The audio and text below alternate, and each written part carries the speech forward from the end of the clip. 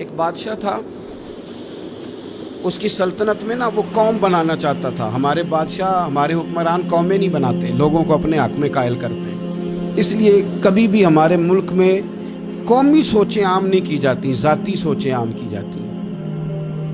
ملی باتیں نہیں کی جاتی، ذاتی باتیں کی جاتی ہیں۔ وہ چاہتا تھا کہ میری قوم بن جائے۔ اس کا ایک ہیرا سلطنت میں سے گم ہو گیا تو اس نے اعلان کیا، اس نے کہا کہ جو بندہ ہیرا تلاش کر کے لائے گا اسے انعام دوں گا۔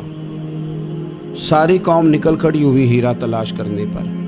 ادھر بھی لوگ گئے، ادھر بھی لوگ گئے، خشکیوں میں، دریاؤں میں، جہاں جہاں جس کی پہنچ تھی، جنگلوں میں، وادیوں میں، گھروں میں، بستیوں میں لوگوں نے ڈھونڈا۔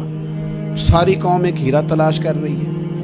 بالآخر سب لوگ جمع ہو گئے ایک میدان میں۔ ایک بندہ اوپر چڑھا بادشاہ کے پاس، وہ اونچی جگہ پہ کھڑا تھا۔ اس نے کہا جناب یہ ہیرا مل گیا ہے۔ اب جب ایک کو ہیرا مل گیا تو باقیوں کے چہرے اتر گئے کہ یہ کامیاب ہوا، ہم ناکام ہوئے۔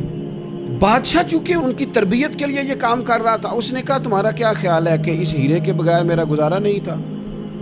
کہ تمہارا کیا خیال ہے کہ ہیرا میری سلطنت سے نکل گیا تو مجھے زوال آ جائے گا؟ اس نے کہا یہ تو ایک ہیرا ہے۔ اٹھا کے پھینکا، دیوار کے ساتھ لگا، ہیرا ٹوٹ گیا۔ اس نے لوگوں سے کہا تمہارے چہرے اترے ہوئے ہیں، میں تمہیں ایک بات سمجھانا چاہتا ہوں، ہیرا ایک ہی تھا، ایک ہی بندے کو ملنا تھا۔